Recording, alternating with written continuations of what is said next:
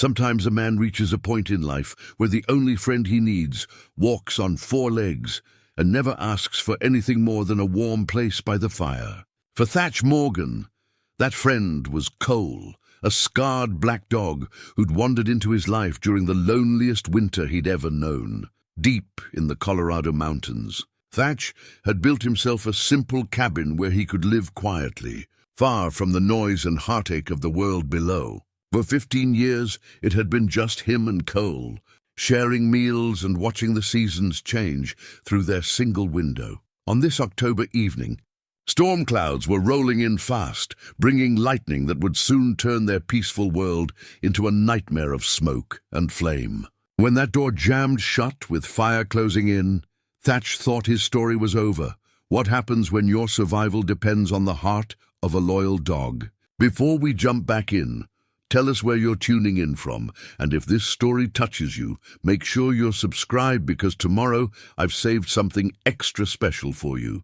The morning light filtered through the pines like liquid gold, casting long shadows across the meadow where Thatch Morgan sat on his porch, whittling a piece of mountain oak. His weathered hands moved with practiced precision, each stroke of the knife deliberate and sure.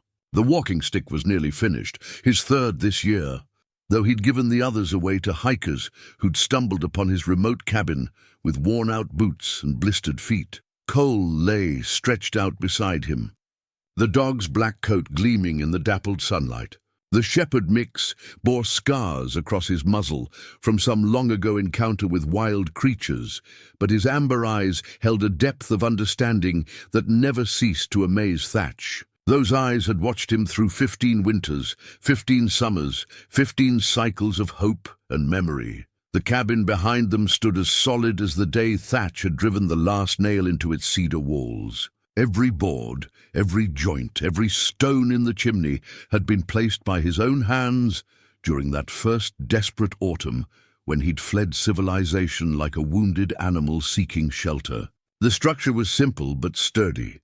One main room with a sleeping loft, a stone fireplace that could heat the entire space, and windows positioned to catch both the morning sun and the evening alpenglow that painted the peaks crimson each night. "Been 22 years since I first set foot in these mountains," Thatch murmured to Cole, who lifted his head at the sound of his master's voice. "Came up here to scout trails for a mining company. Fool job, really. They wanted to punch a road through virgin wilderness just to haul out a few tons of silver ore." The dog's tail thumped once against the porch boards, a gentle acknowledgement that seemed to say he was listening. Thatch had long ago stopped feeling foolish for talking to Cole as if he were human. In many ways, the dog understood him better than most people ever had. Those early years as a wilderness scout had been good ones. Thatch had possessed an almost supernatural ability to read the land, to find game trails invisible to other men, to predict where streams would run highest in spring, to sense the subtle signs that warned of avalanche danger or sudden weather changes. The mining companies and survey crews had paid him well for that knowledge, and he'd earned a reputation from Canada to New Mexico as a man who could find his way through country that would swallow other guides without a trace. But reputation, he'd learned, was a double-edged gift. The more sought after he became, the more demands were placed upon his time and conscience. Companies wanted him to mark routes through sacred burial grounds. Developers wanted him to find ways around environmental protections. Politicians wanted him to verify claims about wilderness areas that he knew were lies. The breaking point had come on a bitter February morning in Montana, when he'd been hired to guide a group of investors to a proposed ski resort site. The place they wanted to develop was a hidden valley he'd discovered years earlier.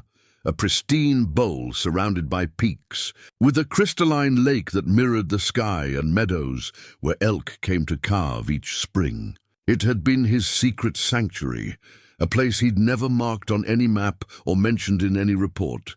Standing in that snow-covered meadow, watching the investors discuss lift towers and parking lots and luxury condominiums, something fundamental had broken inside him.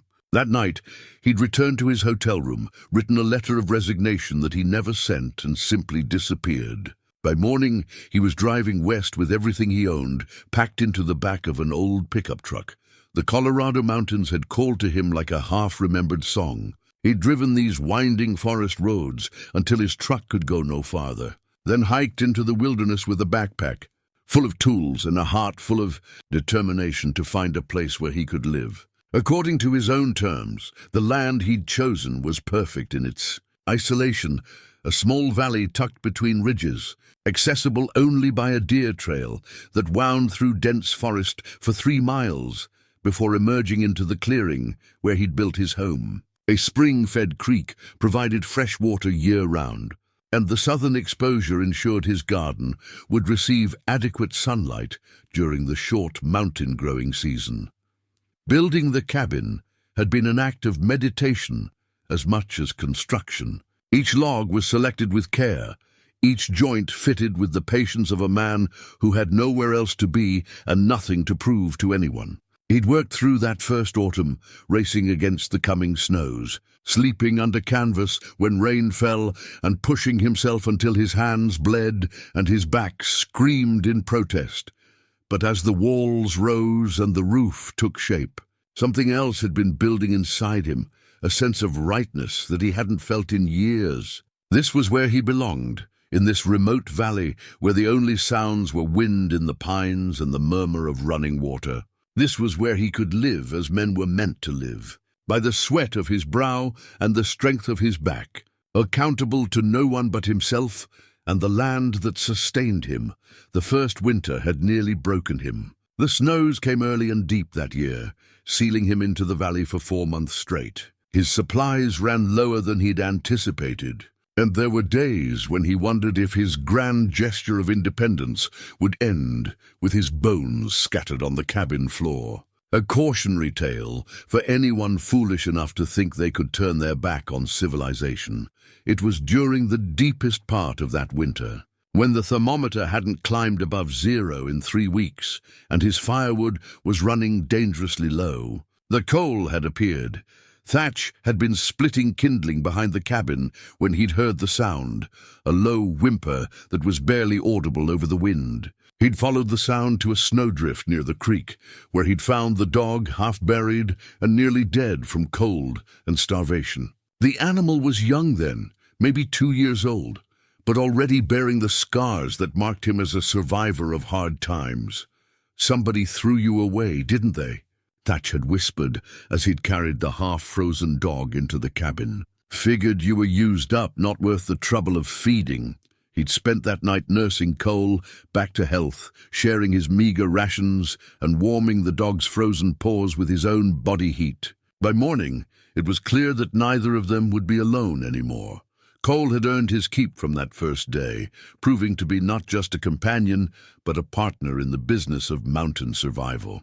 The dog possessed an uncanny ability to sense approaching weather, often alerting Thatch to coming storms hours before any human eye could read the signs. He could track wounded game through terrain that would challenge an experienced hunter, and his presence alone was enough to deter the mountain lions and bears that occasionally wandered too close to the cabin. But more than his practical skills, Cole had provided something Thatch hadn't realized he needed: a reason to stay human. It was easy, living alone in the wilderness, to let civilization's veneer slip away entirely. Men who lived too long in isolation sometimes forgot how to speak, how to care, how to maintain the small courtesies and connections that made them more than just clever animals.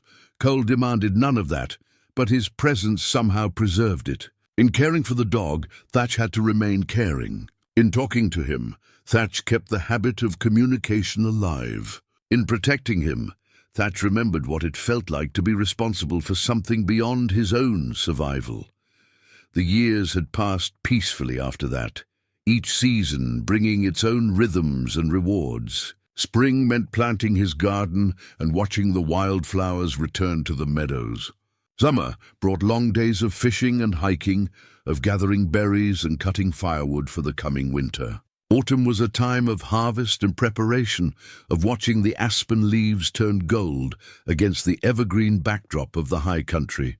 And winter was a time of quiet contentment, of books read by firelight and long conversations with Cole while snow piled against the windows.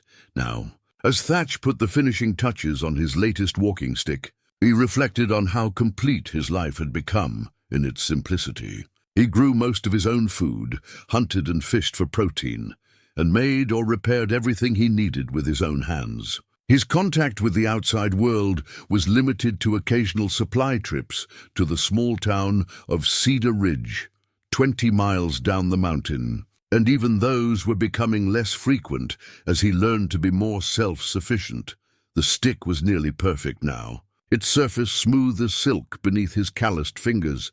He'd carved a simple spiral pattern into the handle, the kind of design that felt right in a man's grip and would serve well on rocky trails. It was good work, honest work, the kind that connected a man to the materials he worked with and the purpose they would serve. Cole stretched and yawned, then padded to the edge of the porch where he could survey their domain. The dog still moved with the fluid grace of a younger animal, though Thatch could see hints of grey in his muzzle and a slight stiffness in his gait on cold mornings. They were both growing older up here, but they were growing older together, and that made all the difference. The afternoon was growing late, and already Thatch could see clouds building over the western peaks. October storms in these mountains could be unpredictable. Sometimes they brought gentle rains that lasted for days, washing the world clean and filling the creek with the sound of rushing water. Other times they arrived with fury, bringing lightning and wind that could turn a peaceful evening into something wild and dangerous. "Looks like we might have weather coming," he said to Cole, who had turned his attention to the western sky as if he'd been thinking the same thing. "Better check the wood supply before dark," as the two of them made their way around to the back of the cabin, where split logs were stacked in neat rows under a wooden shelter. Thatch felt that familiar sense of satisfaction that came from being prepared, from knowing that whatever the mountain weather might bring, he and Cole would face it together from the shelter of the home they'd built, with their own determination and sweat. He couldn't know. As he checked his supplies and watched the clouds darken over the peaks, that this would be the last peaceful evening they'd share in their mountain sanctuary. He couldn't know that the storm approaching would bring more than wind and rain. It would bring fire and terror, and a test of loyalty that would push both man and dog beyond anything they'd ever imagined possible. But for now, in the golden light of a perfect October afternoon, all was well in their small corner of the world. The walking stick lay finished on the porch, a testament to patient craftsmanship. The firewood was stacked high and dry, and Cole sat at his master's side, amber eyes alert and faithful, ready for whatever challenges the mountains might bring. The first sign of trouble came just after sunset, when Cole began pacing the cabin floor with an agitation Thatch had rarely seen in all their years together. The dog's amber eyes were fixed on the western windows, and a low growl rumbled deep in his chest, not the warning sound he made when bears wandered too close, but something else entirely. Something that spoke of danger approaching from beyond the ridge. "What is it, boy?" Thatch asked, setting down the cup of pine needle tea he'd been sipping by the fire. He moved to the window and peered out into the gathering darkness, but saw nothing unusual. The storm clouds had thickened throughout the evening, blotting out the stars, but that was hardly cause for Cole's obvious distress. The dog whined and scratched at the door, then returned to his pacing. His behavior was so unlike his usual calm demeanor that Thatch felt the first stirrings of unease in his own chest. In 15 years of shared experience, Cole had never been wrong about danger. If something was coming, Thatch had learned to trust the dog's instincts over his own limited human senses. Thunder rumbled in the distance, still far off, but growing closer. The wind had picked up too, setting the pine boughs to swaying and creaking around the cabin. It was going to be a wild night, that much was certain, but mountain storms were nothing new to either of them. They'd weathered dozens of them in this same cabin, listening to the rain drum against the roof and watching lightning illuminate the peaks.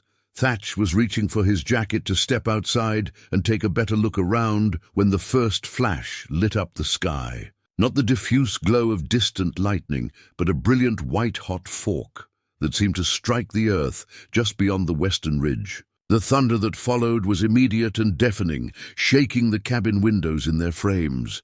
Cole barked once, sharp and urgent, then bolted for the door. This time, when he scratched at the wood, Thatch didn't hesitate. He grabbed his heavy coat from its peg and followed the dog outside, where the smell of ozone hung thick in the air and the wind carried an undertone that made his nostrils flare with instinctive, alarm smoke.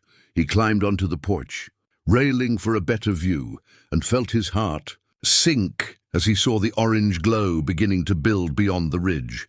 The lightning had found its mark in the dry timber, and somewhere in the forest that had been his sanctuary for 15 years. A fire was being born. October had been unusually dry, with barely a trace of rain in the past 6 weeks. The undergrowth was tinder dry, and the pine needles on the forest floor crackled underfoot like paper. It was exactly the kind of conditions that could turn a single lightning strike into a crown fire that would race through the canopy faster than a man could run. Another lightning bolt split the night, and another, as if the storm was deliberately feeding the flames it had started. With each flash, Thatch could see more clearly the growing wall of orange light beyond the ridge. The fire was moving, spreading through the dry timber with frightening speed. Cole stood beside him, no longer agitated but alert and waiting. The dog understood danger in ways that humans often couldn't, and his stillness now was not calm but readiness, the poised attention of a creature prepared to act the moment action was required. We might have to run for it. "Old friend," Thatch murmured, though even as he spoke the words, his heart rebelled against the idea. This cabin was more than just shelter. It was the physical manifestation of everything he'd built his life around. Every log, every stone, every carefully fitted joint represented not just labor but love, not just construction, but creation of the first real home he'd ever known. The wind shifted, and suddenly the smoke smell was stronger, carried on gusts that made the flames beyond the ridge flicker and dance higher into the night sky. Thatch tried to calculate the distance and the likely path of the fire. If it stayed on the far side of the creek, there was a chance it might burn itself out against the natural firebreak of the rocky ravine. But if the wind carried burning embers across the water, as if summoned by his fears, a shower of sparks suddenly appeared above the trees, glowing red against the black sky like malevolent stars. The wind caught them and scattered them across his clearing, and Thatch watched with growing dread as several landed on his roof. He grabbed the ladder from behind the cabin and scrambled up to check for spots of fire, Cole barking anxiously below. The cedar shingles were old and dry, perfect kindling for any spark that found a hold. He found 3 small glowing spots and quickly stamped them out with his boots. But even as he worked, more embers were falling like deadly snow. The fire had crested the ridge now, and Thatch could see its true scope for the first time. What had started as a single lightning strike had become a wall of flame nearly a quarter-mile wide, consuming everything in its path with an appetite that seemed almost alive. The sound it made was like a distant freight train, a low rumble punctuated by the crack and crash of falling trees. He climbed down from the roof and began throwing his most precious possessions into a canvas pack. His grandfather's compass, the few photographs he'd kept from his old life, the journal where he recorded weather patterns and wildlife observations. But with every item he grabbed, 2 more seemed to demand attention. How do you choose what to save from a life's worth of careful accumulation? Cole appeared at his elbow with something in his mouth, the leather collar he'd worn when he first arrived at the cabin, the one Thatch had replaced years ago but kept hanging on a peg by the door. The brass nameplate was tarnished now, but the leather was still supple, still bearing the scent of those first desperate days when 2 lonely creatures had found salvation in each other's company. Good thinking. "Boy," Thatch said, his voice rough with emotion as he stuffed the collar into his pack. At least, if everything else burned, they'd still have that tangible reminder of how their partnership began. The wind was getting stronger now, driving the fire toward them with increasing speed. Thatch could hear individual trees igniting with sounds like enormous torches being lit, and the smoke was thick enough to make his eyes water. They had minutes, not hours, before the flames would reach the clearing.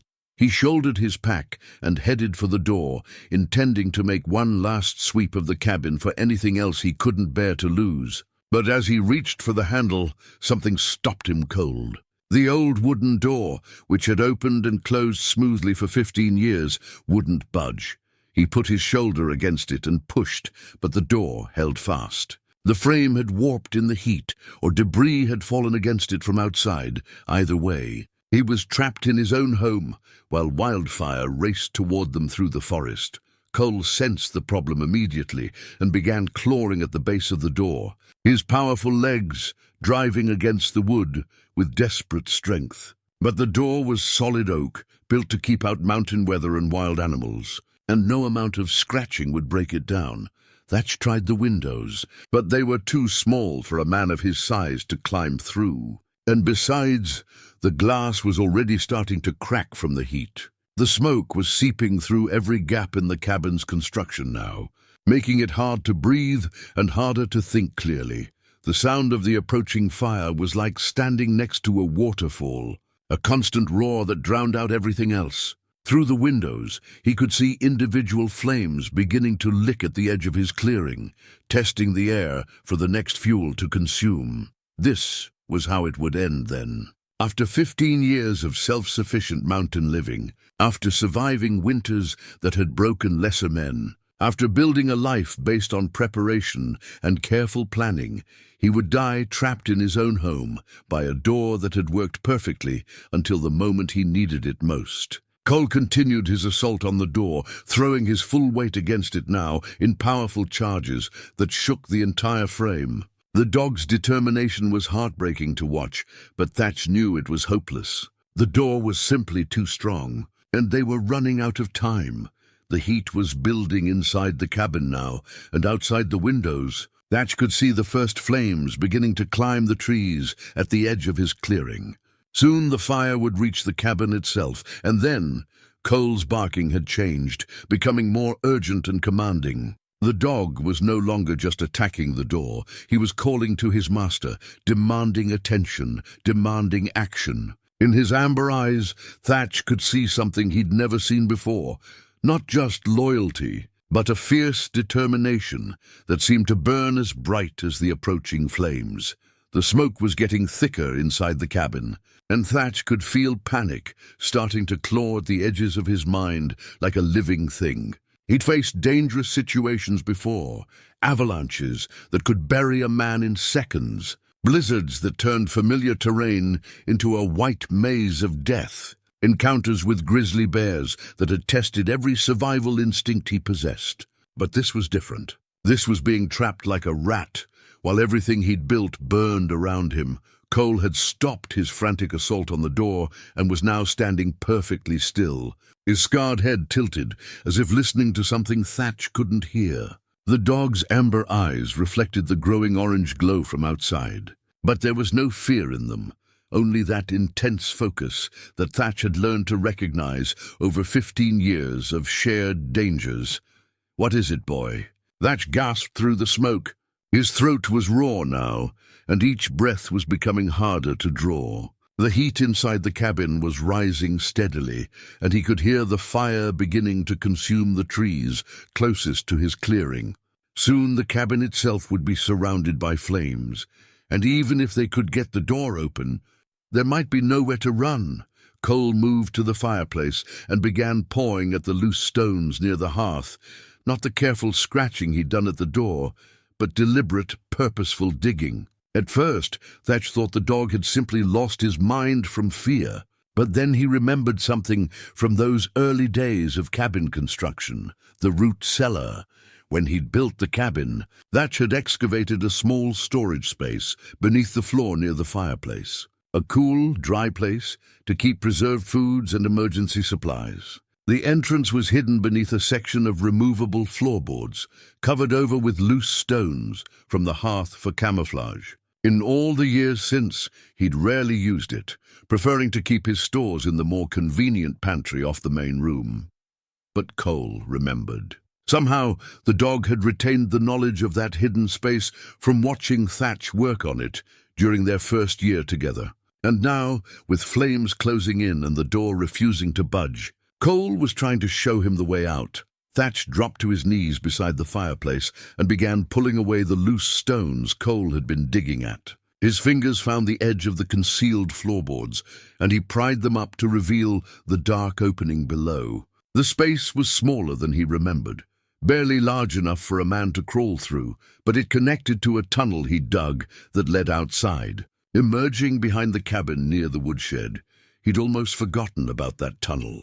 It had seemed like a good idea at the time, a bolt hole in case he ever needed to escape quickly, but the entrance outside had become overgrown with brush over the years. Still, if the opening was still clear, it might be their only chance. Cole was already squeezing through the narrow opening, his black form disappearing into the darkness below. Thatch grabbed his pack and the water bucket from beside the hearth, then followed, dropping down into the cramped space that smelled of earth and old wood.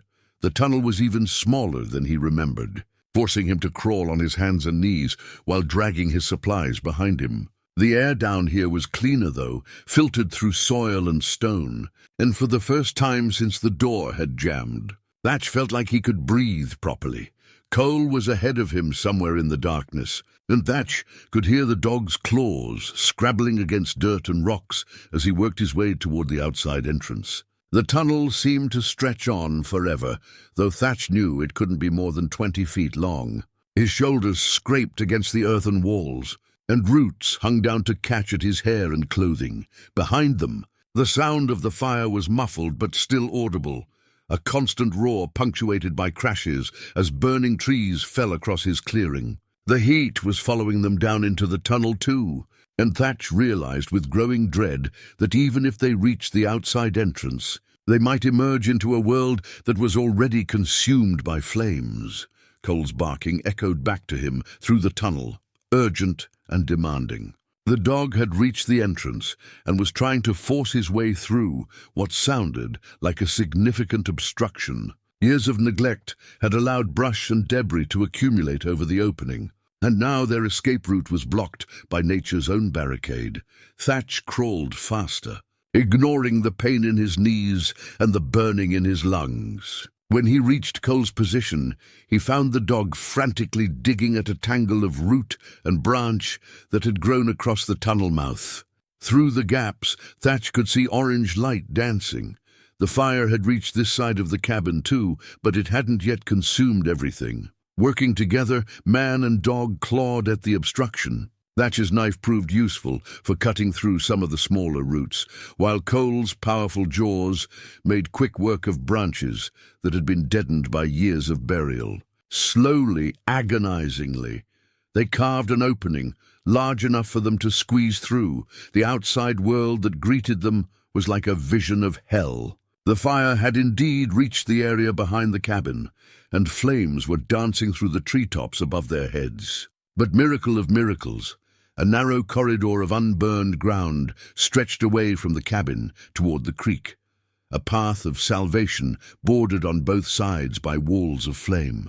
Cole emerged from the tunnel first, his black coat now grey with dirt and ash. Thatch followed, dragging his pack and the water bucket, his eyes streaming from the smoke and heat. The temperature outside was brutal, like standing in front of an open furnace, and the air shimmered with waves of heat that distorted everything beyond a few yards. They had to move immediately. The fire was closing in from both sides, and the narrow corridor of escape was shrinking by the minute. But as they prepared to run for their lives, Thatch made a devastating discovery. His cabin was fully engulfed now, flames shooting through the roof and windows like angry tongues. But it wasn't just the building burning, it was everything. His workshop with 15 years' worth of carefully crafted tools. His garden, where he'd grown the vegetables that sustained them through countless winters. The woodshed where he'd stored enough fuel to last through the coldest months. Most heartbreaking of all was the sight of his handmade furniture burning inside the cabin. the table where he and Cole had shared thousands of meals, the chair where he'd sat to read by firelight, the bed where he'd slept peacefully while mountain winds howled outside. All of it was being consumed by flames that showed no mercy for the love and labor that had gone into every piece. Cole pressed against his leg, a warm reminder that not everything precious could be destroyed by fire. The dog's presence steadied him, reminded him that they were alive, they were together, and they still had a chance to stay that way if they moved quickly. The path to the creek was their only hope now, but it wouldn't remain open much longer. On both sides, the fire was spreading through the canopy above, raining down sparks and burning debris that could block their escape route at any moment. They would have to run faster and farther than either of them had ever run before, through heat that could kill and smoke that could blind, with nothing but their determination and their bond to see them through. Thatch shouldered his pack, gripped the water bucket, and looked down at Cole. The dog was waiting for his signal, amber eyes bright with trust and readiness. Whatever came next, they would face it as they had faced everything else. Together, the run to the creek was like racing through the mouth of a dragon. Heat pressed against them from all sides, so intense that Thatch could feel his eyebrows singeing and his lungs burning with each breath. The narrow corridor between the walls of flame was closing fast, branches overhead beginning to catch and spread the fire across their only escape route. Cole ran beside him with the fluid grace of a wolf, his powerful legs eating up the ground, while his amber eyes stayed fixed on the path ahead. The dog seemed to navigate by instinct through the choking smoke, leading them around fallen logs and burning debris that Thatch could barely see until they were almost upon it. 20 yards from the cabin, Thatch stumbled over a root hidden in the ash and smoke, going down hard on his knees. The water bucket flew from his grip, spilling its precious contents across the superheated ground, where it hissed and vanished in an instant. Pain shot up his leg, and for a terrifying moment he thought he might not be able to get back up. Cole was beside him immediately, pressing his solid body against Thatch's shoulder, offering himself as a brace while the older man struggled to his feet. The dog's fur was hot to the touch, heated by the ambient temperature of their hellish surroundings. But his presence was steadier than any walking stick. They pressed on, lungs searing with each breath of superheated air. The fire was making its own weather now, creating wind currents that sent sparks swirling around them like malevolent snow. Several times, Thatch had to beat out small fires that caught on his jacket, while Cole's thick coat protected him from all but the largest embers. The sound was overwhelming, not just the roar of flames consuming everything in their path, but the explosive crack of trees splitting from the heat, the crash of falling timber, and underneath it all, a sound like a freight train that seemed to come from the fire itself. It was as if the mountain was screaming in pain. 50 yards, 75. The creek had to be close now, but the smoke was so thick that Thatch couldn't see more than a few feet in any direction. His eyes streamed constantly, tears evaporating almost as quickly as they formed. The heat was beginning to affect his thinking too, making everything seem dreamlike and unreal. It was Cole who found the creek bank, suddenly veering left toward what looked like solid wall of smoke. But as they pushed through the grey curtain, Thatch heard the most beautiful sound in the world, the gentle murmur of running water.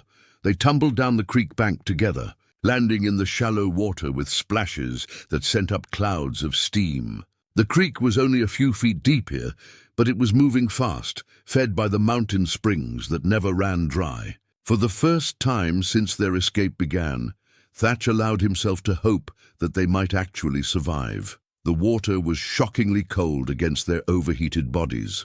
Cole immediately began lapping at it, trying to cool his parched throat, while Thatch cupped handfuls to his face and let the blessed coolness soak into his burned skin. They were both covered in ash and soot, their appearances transformed into something that belonged more in a coal mine than a mountain forest. But even here, beside the life-giving water, they weren't safe. The fire was still spreading, still consuming everything in its path. Burning branches fell into the creek around them, hissing and steaming as the water fought against the flames. And the wind was shifting again, threatening to drive the fire directly toward their position.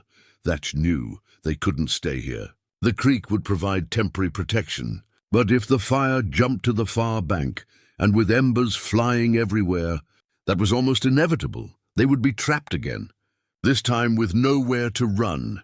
"We have to keep moving," he told Cole, who seemed to understand the urgency in his voice. The dog had stopped drinking and was already looking downstream, as if calculating their next move.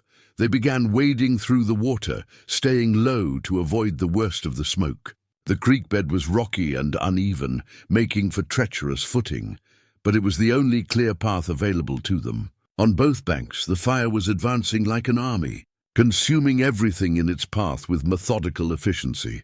As they moved downstream, Thatch began to recognize landmarks despite the apocalyptic transformation of his familiar landscape. That blackened snag had been a majestic pine where he'd often seen eagles perching. The smoldering heap of logs had been a beaver dam that had created a small pond where he'd sometimes fished in the early morning hours. Everything was being erased. 15 years of careful observation and intimate knowledge reduced to ash and memory. The trails he'd walked thousands of times were gone. The camping spots where he'd spent nights under the stars were burning.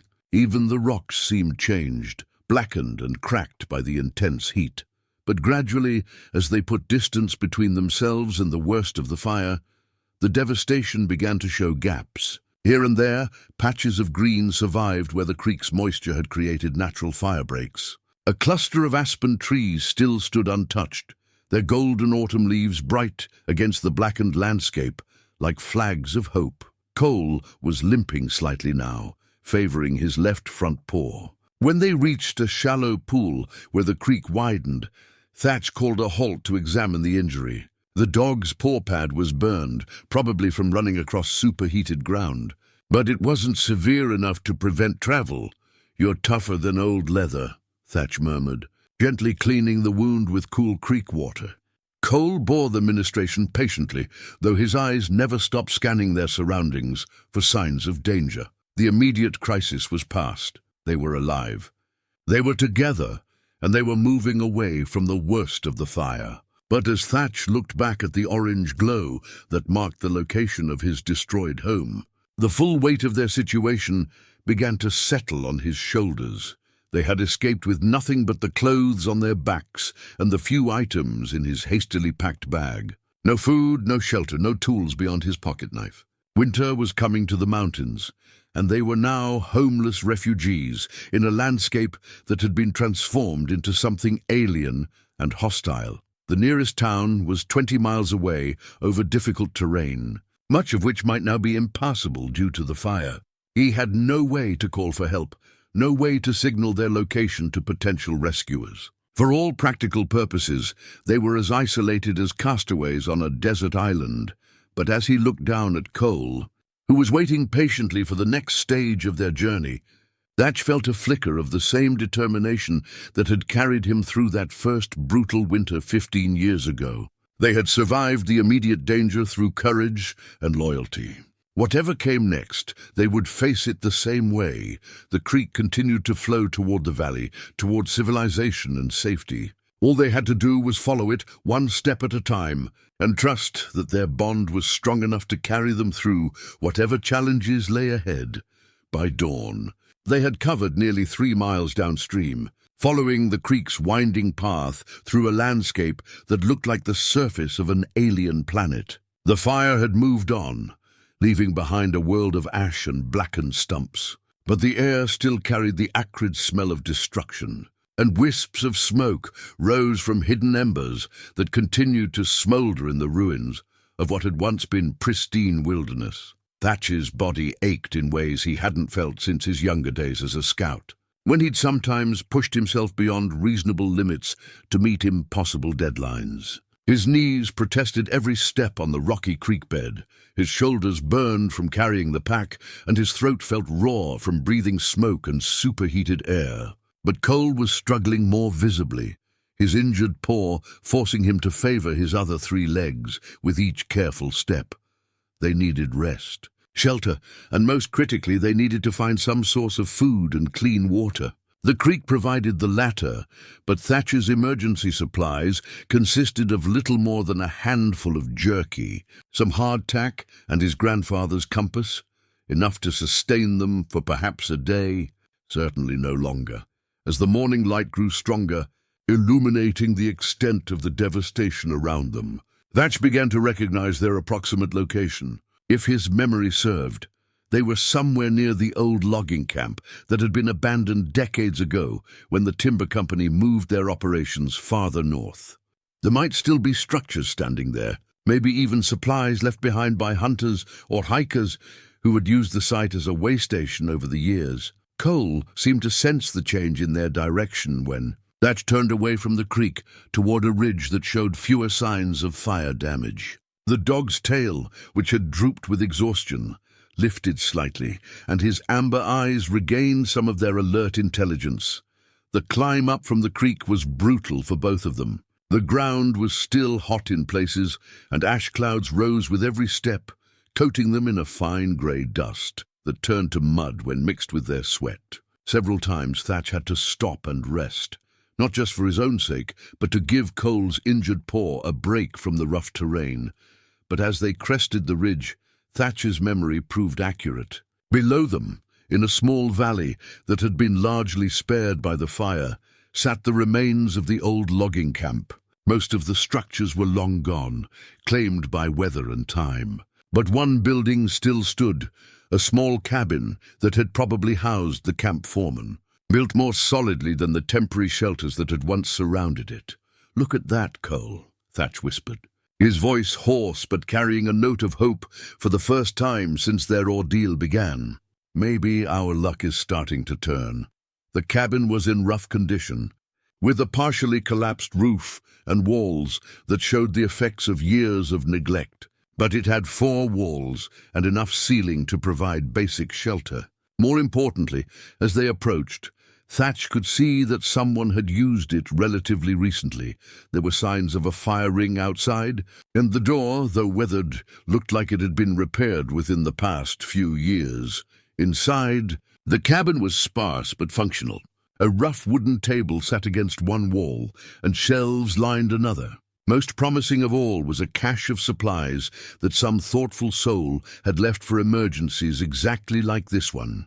Canned goods, a sleeping bag, waterproof matches, and even a first aid kit. Cole collapsed gratefully onto the cabin's plank floor, finally allowing himself to rest properly for the first time since their escape began. Thatch knelt beside him and carefully examined the injured paw, cleaning it more thoroughly with water from his canteen and applying antiseptic from the first aid kit. The burn wasn't as bad as he'd feared, but it would need care to prevent infection. As he worked, Thatch found himself talking to Cole about their situation, partly to comfort the dog, but mostly to help organize his own thoughts. "We've got shelter for now, and enough food for maybe a week if we're careful. But we can't stay here forever. The fire's still spreading, and even if it doesn't reach this valley, we're going to need real medical attention for both of us." Cole's response was to rest his scarred muzzle on Thatch's knee, a gesture of trust that never failed to move the old man. Despite everything they'd been through, the terror of being trapped, the hellish run through the flames, the grueling night-long march through devastated wilderness, the dog's faith in him remained absolute. But Thatch felt the weight of that trust heavily. Cole was depending on him to get them both to safety, and the responsibility was daunting. At 68 years old, Thatch was no longer the young man who had first ventured into these mountains with nothing but determination and a backpack. His reflexes were slower, his endurance limited, and the margin for error in their current situation was razor-thin. The sound of aircraft passing overhead interrupted his brooding. Looking up through the gaps in the cabin's damaged roof, he could see helicopters and planes, the aerial firefighting force that was undoubtedly working to contain the blaze they'd barely escaped. For a moment, he considered trying to signal them, But they were flying high and fast, focused on the active fire zones, not searching for survivors in areas the fire had already passed through. Besides, he realized with growing concern, officially he didn't exist. His cabin had never been registered with any government agency. He paid no property taxes, received no mail delivery. He'd lived off the grid so completely that there would be no records of his presence in the fire zone. No one would be looking for Thatch Morgan because no one knew he had been there to begin with. The implications of this realization were sobering. They couldn't count on rescue. They would have to save themselves. And with Cole injured and both of them exhausted, that was going to require careful planning and no small amount of luck. As if sensing his master's dark thoughts, Cole lifted his head and looked directly into Thatch's eyes. In that amber gaze, Thatch saw not just trust, but determination. The same fierce will to survive that had brought the dog to his door during that terrible first winter. The same stubborn refusal to give up that had driven him to attack an oak door with nothing but determination and loyalty. "You're right, boy," Thatch said softly, scratching behind the dog's scarred ears. "We didn't come this far just to quit now. We'll rest here today, get our strength back, and then we'll figure out how to get ourselves home." Home. The word had a different meaning now than it had 12 hours ago. Home was no longer a hand-built cabin in a hidden valley that was gone forever, reduced to ash and memory. Now home meant simply wherever they could be together, safe and free to continue the partnership that had sustained them both through 15 years of mountain living. As the day wore on and the distant sound of firefighting aircraft continued overhead, Thatch began to formulate a plan for their survival. 3 days passed in the abandoned logging cabin, and with each sunrise, Thatch felt the weight of their situation pressing down on him like the mountain itself. Cole's paw was healing well, but the dog remained subdued, spending long hours lying by the single window, watching the ash-laden landscape with eyes that seemed to reflect his master's growing concerns. The emergency supplies were holding out, but barely. Thatch had rationed their food carefully, a can of beans shared between them for breakfast, a handful of crackers at midday, and whatever small game he could catch for their evening meal. His old trapping skills had served them well, providing 2 rabbits and a grouse. But the pickings were slim in this fire-scarred wasteland where most wildlife had either fled or perished. More troubling than their dwindling supplies was the growing realization that the outside world had moved on from their crisis. The aerial firefighting operations had ceased 2 days ago, suggesting the blaze was either contained or had burned itself out against natural barriers. But no ground crews had appeared in their valley. No search and rescue teams had come looking for survivors. As far as the authorities were concerned, this area had been evacuated or was simply uninhabited. On the 4th morning, Thatch made a decision that felt like surrendering a piece of his soul. He took out his grandfather's compass, the one artifact from his old life that had guided him through countless wilderness journeys, and began planning their route to Cedar Ridge, the small mountain town that represented their only realistic hope of reaching civilization. The compass was a thing of beauty, its brass case worn smooth by decades of handling, its needle steady and true, despite everything it had endured. Thatch's grandfather had carried it through the trenches of France during the Great War, and later through the Depression-era forests, where he'd worked as a timber cruiser. It had passed to Thatch's father, who'd used it during his own brief career as a surveyor, and finally to Thatch himself when the old man died. 20 miles as the crow flies, Thatch murmured to Cole, who had positioned himself beside the makeshift map Thatch was drawing in the dirt floor. "But we're not crows, are we, boy? We'll have to go around the worst of the burn zones.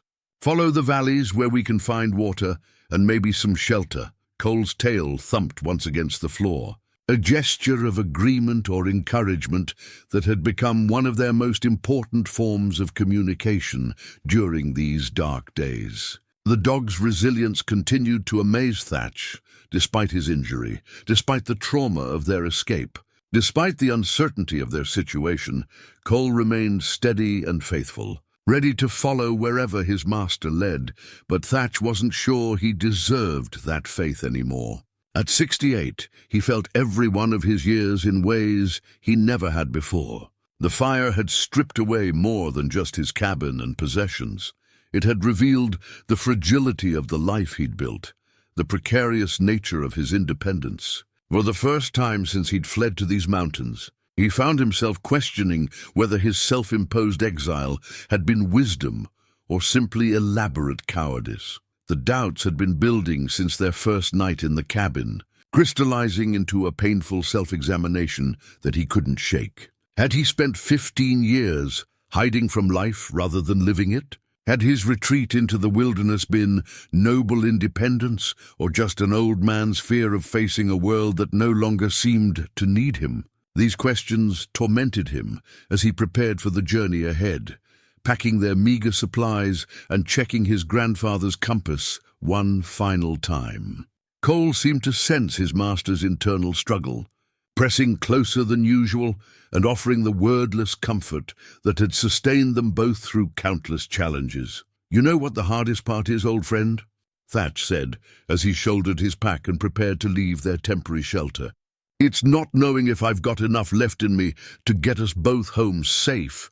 I used to be certain about things, about my abilities, about my place in the world. But this fire, it's burned away more than just trees and buildings. It's shown me how small and vulnerable I really am." The admission felt like a physical weight lifting from his chest. For 15 years, he'd cultivated an image of himself as completely self-sufficient, a man who needed nothing from the world beyond what he could provide with his own hands and knowledge. But here he was, dependent on the kindness of strangers who'd left emergency supplies, relying on rescue by people who might not even know he existed, sustained by the loyalty of a dog who deserved better than an old man's failing courage. They stepped outside into a morning that looked like the aftermath of war. The air still carried the smell of smoke, and everything, trees, rocks, the very ground they walked on, was coated with a fine layer of ash that stirred with every breath of wind. In the distance, skeletal remains of burned forests stretched across the ridges like the ribs of some enormous dead creature. But as they began walking, something remarkable happened. Cole, who had been moving gingerly on his injured paw for days, suddenly seemed to find new strength. His stride became more confident, his head lifted higher, and when he looked back at Thatch, his amber eyes carried a spark of something that looked remarkably like hope. The dog's resilience triggered something in Thatch as well, a memory of why he'd survived that first brutal winter, why he'd been successful as a wilderness scout, why he'd been drawn to these mountains in the first place. It wasn't just about self-sufficiency or independence. It was about the quiet strength that came from facing challenges honestly, from accepting help when it was offered, from recognizing that survival was often a cooperative venture between species, between individuals who chose to care for each other. As they walked through the devastated landscape, following game trails that were slowly recovering from the fire's passage, Thatch began to see signs of renewal alongside the destruction. Green shoots were already pushing up through the ash in places where the fire had burned less intensely. Birds were beginning to return, attracted by the insects and small creatures that were emerging from their hiding places. Life, it seemed, was remarkably persistent in its determination to continue. Maybe that's the lesson here. "Cole," Thatch said as they paused to rest beside a small spring that had somehow survived the conflagration. "Maybe it's not about being strong enough to face everything alone. Maybe it's about being smart enough to accept that we need each other, all of us, whether we walk on 2 legs or 4. Cole's response was to drink deeply from the spring, then settle beside his master with the patient contentment of a creature who had never doubted the wisdom of loyalty and partnership. In that simple gesture, Thatch found a peace he hadn't felt since. The night the lightning first split the sky, above their mountain home, they had been walking for 2 days, through the burned wilderness when Cole suddenly stopped dead in his tracks, his ears pricked forward and his whole body rigid with attention. Thatch followed the dog's gaze across a small clearing and felt his heart skip a beat at what he saw. Smoke was rising from a stand of trees that had somehow escaped the fire's fury. But this wasn't the wild, chaotic smoke of burning forest.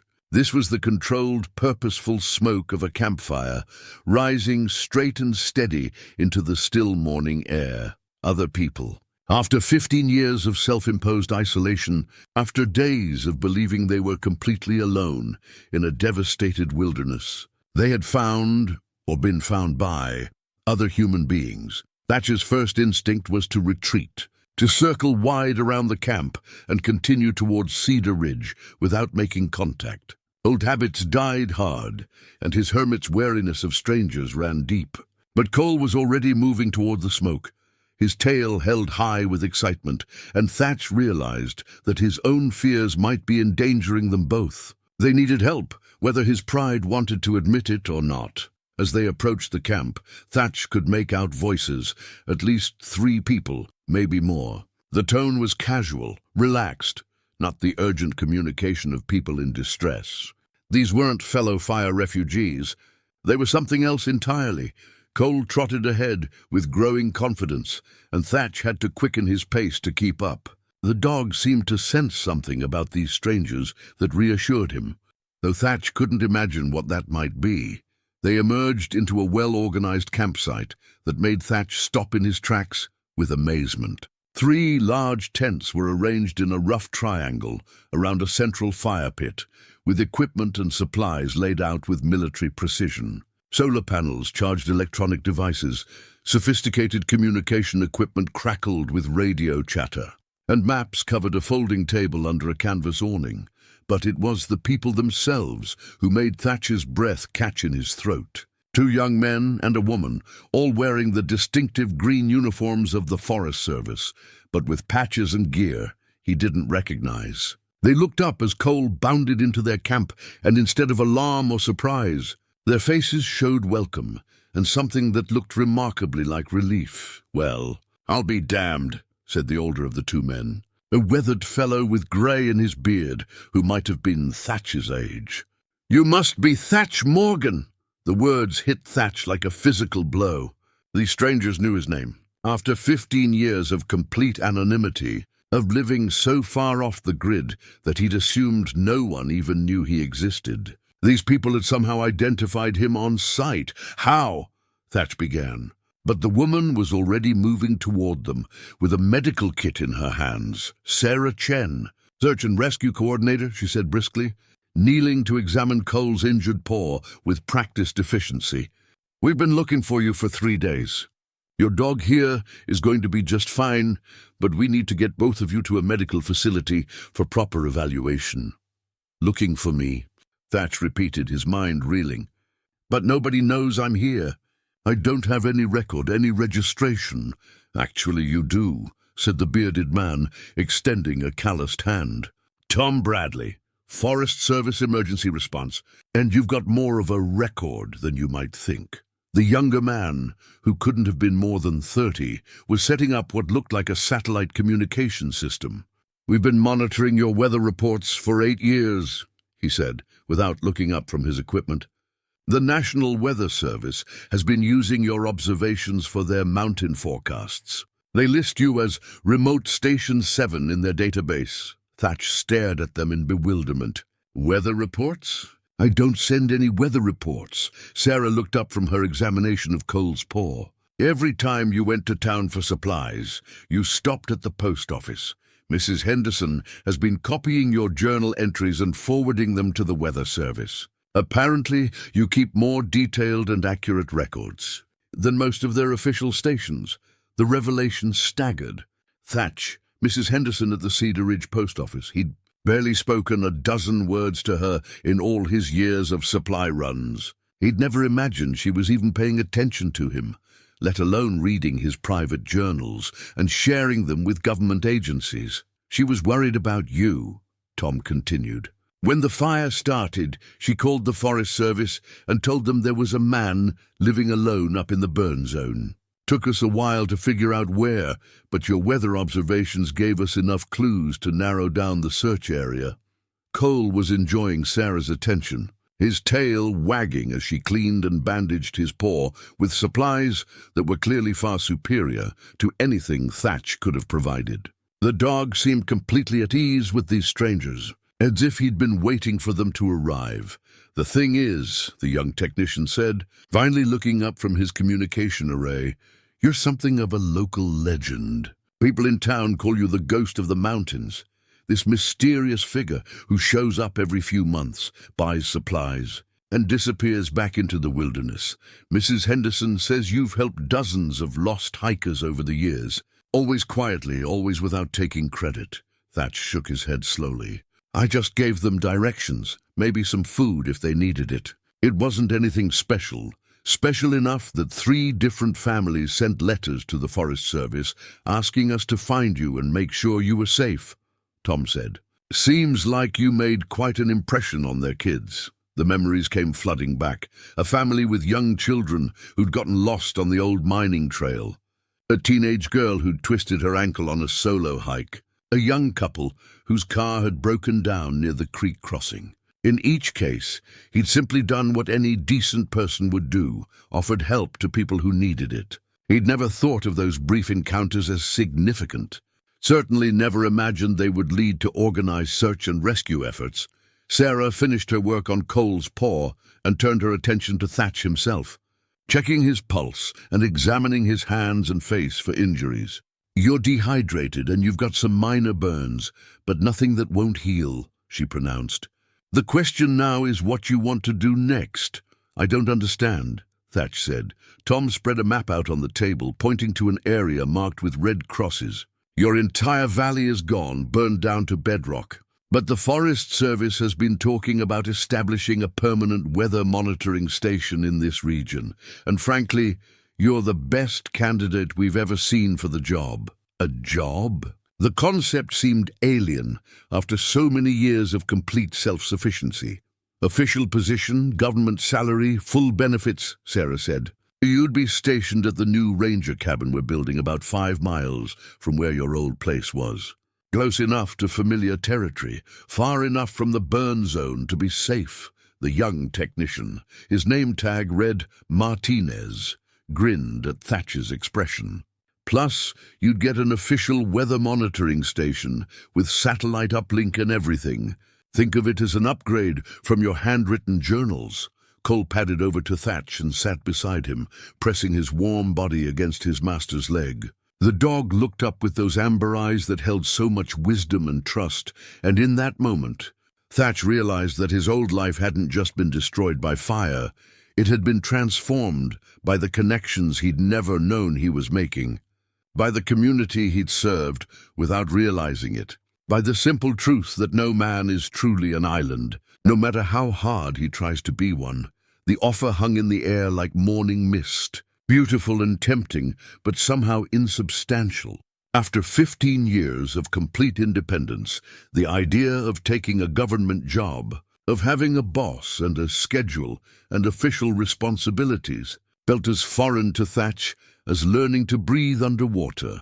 But as he looked around at the professional efficiency of the search and rescue camp, at the genuine concern in these strangers' faces, at Cole, who was already making friends with Sarah as she finished treating his paw, Thatch felt something shifting inside him. The rigid walls he'd built around his solitary life were developing cracks, and through those cracks, unexpected light was beginning to seep in. "I need time to think," he said finally. And Tom Bradley nodded with understanding. "Of course you do. This isn't the kind of decision a man makes in 5 minutes. The Forest Service coordinator rolled up his maps and secured them in a waterproof case. "Tell you what, we've got a helicopter coming in this afternoon to extract our team. You and Cole are welcome to ride with us to Cedar Ridge, get checked out at the medical clinic, maybe spend a few days in town while you consider your options." The thought of helicopter rescue, of being lifted out of the wilderness he'd walked into on his own power, rankled against Thatch's sense of self-reliance. But one look at Cole, who was clearly exhausted despite his brave front, reminded him that this wasn't just about his own stubborn pride anymore. "The dog needs proper medical attention," Sarah added, as if reading his thoughts. That paw is healing well, but we should have a veterinarian take a look, make sure there's no infection starting. Cole's welfare settled the matter. All right, Thatch said. We'll accept the ride. But even as he spoke the words, he felt a profound sense of unease. Not fear, exactly, but something deeper. A recognition that accepting this help meant acknowledging that his old life was truly over. The mountain hermit, who had lived entirely by his own rules, was about to become just another person, dependent on the systems and services of civilization.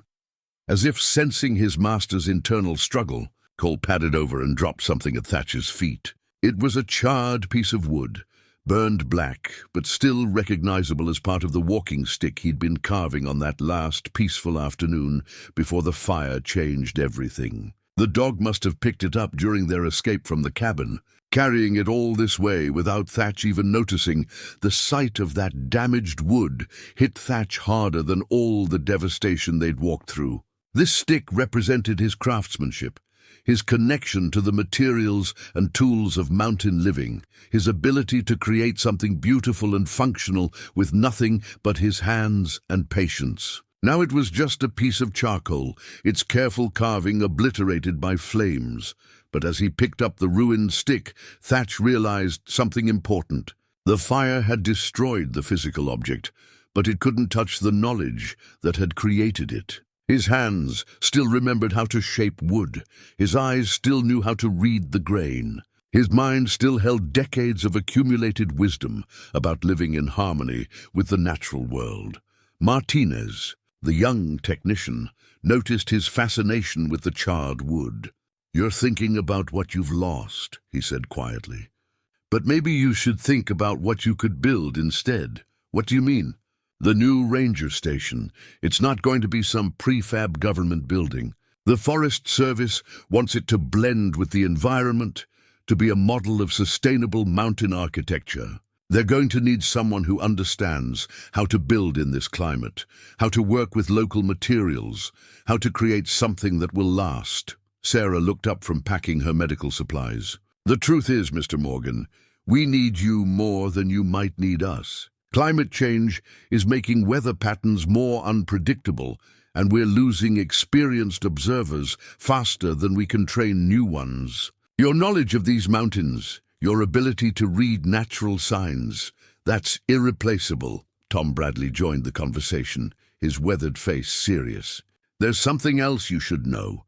The fire that burned your valley, it's part of a larger pattern we're seeing across the West. Hotter, drier conditions, more severe wildfire seasons. The old ways of forest management aren't working anymore. We need people who understand the land intimately, who can help us figure out how to adapt." The implications of his words were sobering. Thatch had assumed that his knowledge was becoming obsolete in an increasingly technological world. But these people were suggesting the opposite, that his skills were more valuable than ever, precisely because they represented a deeper, older way of understanding the natural world. Cole settled down beside the charred walking stick, his chin resting on the ruined wood as if he too understood its significance. The dog's amber eyes met Thatch's with that steady gaze that had sustained them both through 15 years of partnership. And in that look, Thatch saw something that surprised him. Cole wasn't just waiting for his master's decision, he was trusting him to make the right choice, whatever that might be. The dog's loyalty wasn't conditional on them returning to their old life in the mountains. It was absolute, unshakable, ready to follow whatever path Thatch chose to take. That realization brought with it another flash of understanding. Thatch's identity wasn't tied to a specific place or way of living. It was tied to his relationship with Cole, to his knowledge and skills, to his fundamental character as someone who helped others when help was needed. The fire had destroyed his cabin, but it hadn't destroyed who he was. As the afternoon wore on and the sound of approaching helicopter blades grew audible in the distance, Thatch found himself thinking about the families who had written letters asking the Forest Service to find him. He thought about Mrs. Henderson at the post office, quietly copying his weather observations because she understood their value even when he didn't. He thought about all the lost hikers he'd helped over the years, and how those brief encounters had apparently meant more to them than he'd ever realized. The helicopter appeared over the ridge like a mechanical dragonfly, its rotor wash stirring up clouds of ash as it settled into the clearing. The pilot, a woman with graying hair and confident hands, shut down the engine and climbed out to greet the search team. "Found your missing hermit. I see," she said with a grin, extending her hand to Thatch. "Captain Linda Torres, Colorado Search and Rescue. I've been flying these mountains for 20 years, and I've heard stories about you the whole time." Stories. About the ghost who appears when people need help most, then vanishes back into the wilderness. "You saved my nephew's life 3 summers ago when he got lost on a fishing trip. His family never forgot that kindness." Cole was already investigating the helicopter with typical canine curiosity, seemingly unfazed by the large machine that would carry them away from the only life he'd ever known with Thatch. The dog's adaptability continued. To amaze his master, Cole seemed to understand that survival sometimes required embracing change rather than resisting it. As the search team loaded their equipment into the helicopter, Thatch stood at the edge of the clearing and looked back toward the burned ridges where his cabin had stood. The orange glow was gone now, replaced by the gray desolation of a fire's aftermath.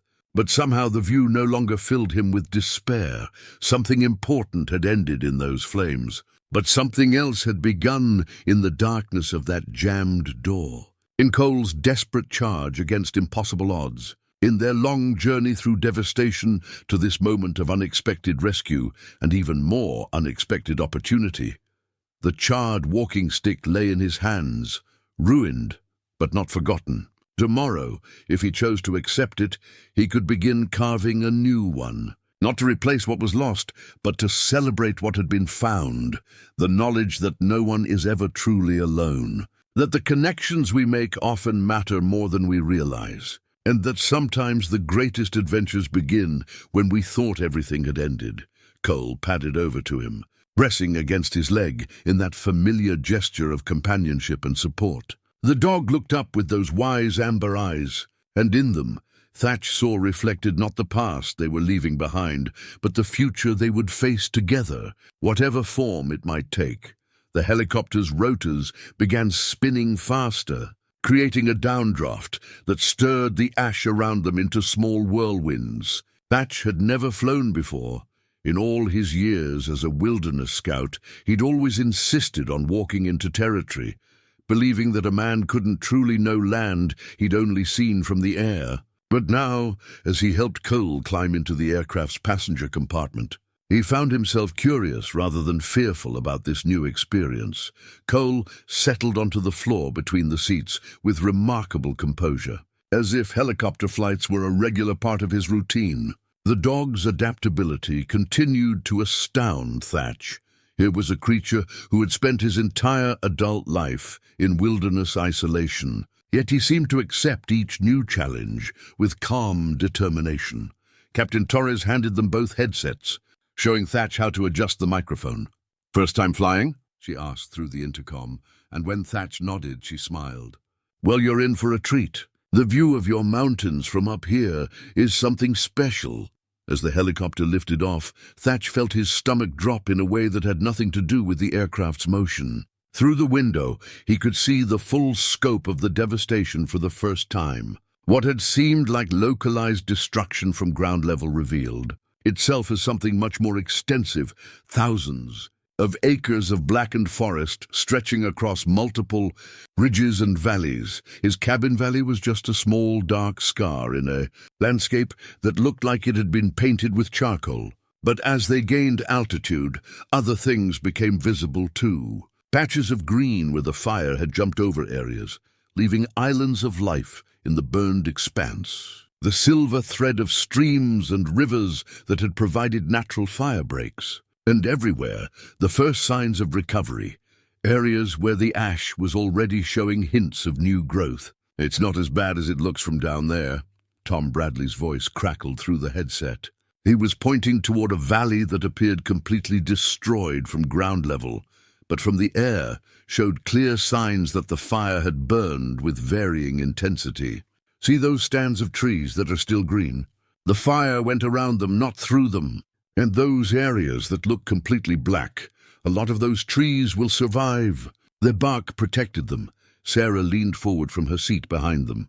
The Forest Service has been doing recovery work in areas like this for decades. We know how to help the forest regenerate, how to replant strategically, how to manage the recovery process. But we need people who understand the subtle signs, who can read what the land is telling us about how it wants to heal.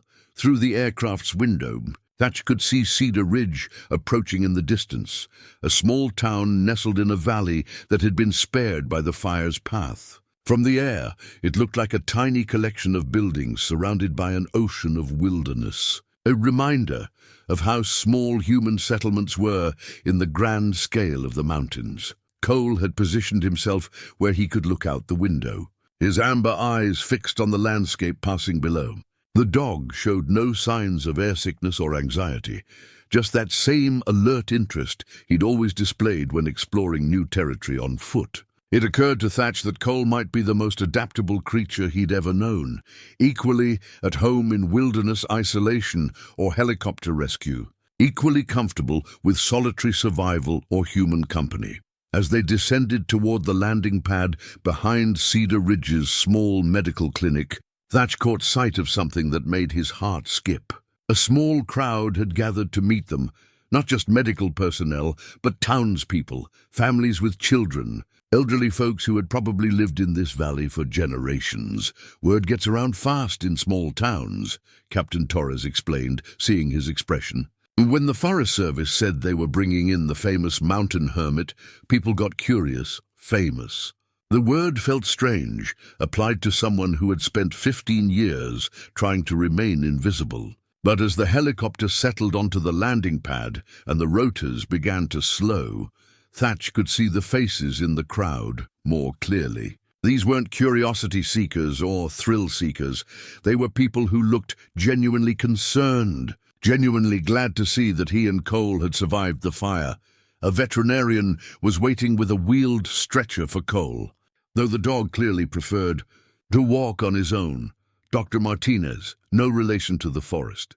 Service technician was a middle-aged woman with gentle hands who immediately put both Thatch and Cole at ease. "Let's get this brave fellow checked out properly," she said, kneeling to examine Cole's injured paw right there on the landing pad. "From what I can see, someone did an excellent job with the initial treatment. This should heal up just fine with proper care." As medical personnel guided Thatch toward the clinic for his own examination, he found himself walking through a gauntlet of friendly faces and words of concern. An elderly man stepped forward from the crowd, someone Thatch recognized from his occasional supply trips to town, though they'd never spoken. "Mr. Morgan," the man said, extending a weathered hand. "Bill Patterson. I run the hardware store. Just wanted you to know. When we heard about the fire, when we heard you might be missing up there, this whole town was worried sick. You've helped a lot of folks over the years, and we don't forget kindness like that." The simple words hit Thatch with unexpected force. He'd thought of his brief encounters with lost hikers and stranded travelers as insignificant, hardly worth remembering. But clearly they had meant something to the people he'd helped, and by extension, to their families and communities. As they reached the clinic entrance, Cole turned back to look at him with those wise amber eyes, and in that look, Thatch saw something that took his breath away. It wasn't just loyalty or trust, it was pride. Cole was proud of his master, proud of the man who had helped strangers without expecting anything in return. Proud to be the companion of someone who mattered to people he'd never even met.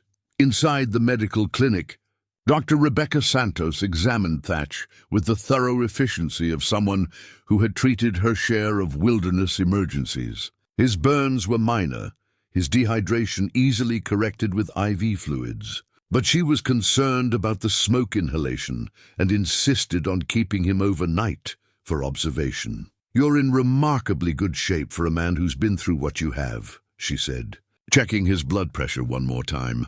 But at your age, we don't take chances with respiratory issues. Besides, it'll give you time to think about what comes next.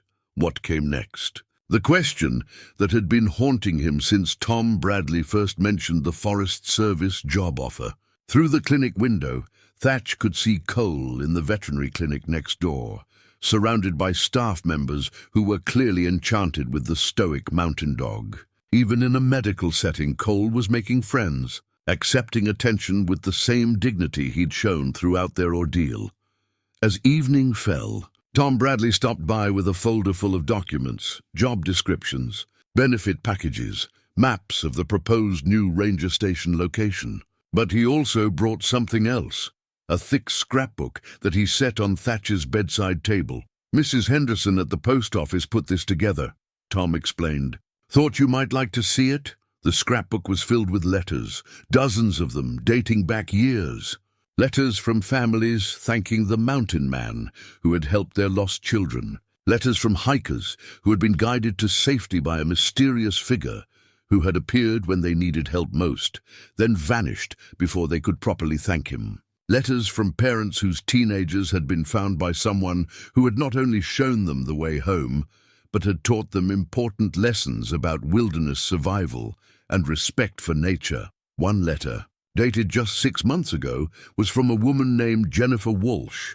Her 12-year-old son had gotten separated from their hiking group during a sudden thunderstorm. A man with a black dog had found the boy, sheltered him in a natural cave, and kept him calm through the night before guiding him back to the trail where searchers eventually found them both. "He wouldn't even tell us his name," the letter read. "Just said he was glad the boy was safe and disappeared back into the forest. But my son talked about him for weeks afterward, about how the man had shown him which plants were safe to eat, how to find clean water, how to read the weather signs. He said the man treated him like he was smart and capable, not like a scared little kid. That meant the world to him." Another letter was from an elderly couple whose car had broken down on the mountain road during an unexpected snowstorm 3 winters ago. They'd been found by a man who had not only helped repair their vehicle, but had insisted they follow him to a warm shelter until the storm passed. The man had shared his food, his fire, and his knowledge of mountain weather, probably saving their lives. "We tried to pay him," the letter continued, "but he wouldn't take anything. Said helping neighbors was just what people did in the mountains. We never forgot that kindness, and we never stopped hoping we'd have a chance to return the favor someday." As Thatch read letter after letter, a pattern emerged that he'd never recognized about his own actions. To him, these had been simple encounters, opportunities to help fellow human beings who needed assistance. But to the people he'd helped, they had been life-changing moments of grace. Instances when a stranger had appeared precisely when hope was running out. Mrs. Henderson had included a note of her own in the back of the scrapbook. "Mr. Morgan, I've been copying your weather reports for 8 years because they're the most accurate observations we get from the high country. But more than that, I've been collecting these letters because I wanted you to know how many lives you've touched. You may think you've been living alone up there, but you've been part of this community all along. We just wanted to make sure you knew it." Cole appeared in the doorway, having been discharged by Dr. Martinez with a clean bill of health and a proper bandage on his paw. The dog padded over to Thatch's bed and settled on the floor beside it, positioning himself where he could keep watch over his master while maintaining a clear view of the door. Tom Bradley stood to leave, but paused at the threshold. "The job offer stands for as long as you need to consider it," he said. "But I want you to know, this isn't charity. The Forest Service has been looking for someone with your knowledge and experience for years. We need you, probably more than you need us." After Tom left, Thatch sat alone with the scrapbook, reading and rereading the letters by the soft light of the bedside lamp. Cole's steady breathing from the floor was a familiar comfort, a reminder that whatever decision he made, he wouldn't be making it alone. Outside the window, he could see the lights of Cedar Ridge twinkling in the valley, a small community of people who had somehow known him better than he'd known himself. who had valued his contributions even when he hadn't recognized their significance. The charred walking stick lay on the nightstand beside the scrapbook, a reminder of what had been lost. But the letters represented something different, what had been found, what had always been there but had remained invisible until fire and crisis had revealed the truth. For the first time since the flames had driven them from their mountain sanctuary, Thatch began to believe that maybe, just maybe, the future might hold something worth embracing. 6 months later, Thatch Morgan stood on the porch of the new ranger station, watching the morning light filter through pine trees that had somehow survived the fire. The building behind him was everything Tom Bradley had promised, a structure that blended seamlessly with its environment, built with local materials and designed to weather whatever the mountains might bring.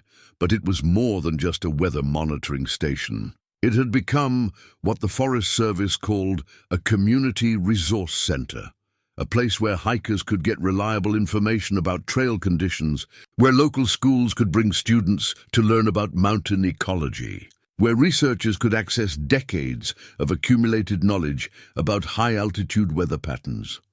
Cole lay stretched out in a patch of sunlight, his injured paw now completely healed and his black coat gleaming with health. The dog had adapted to their new life with characteristic grace, accepting the steady stream of visitors with dignified patience, while maintaining his role as Thatch's closest companion and most trusted advisor. On the desk inside, Thatch's daily weather report was ready for transmission via the satellite uplink that connected them to the National Weather Service. But these reports were different from the informal journal entries he'd once scribbled for his own reference. They were official, professional documents that would be used by meteorologists across the region to predict conditions for aviation, agriculture, and emergency response.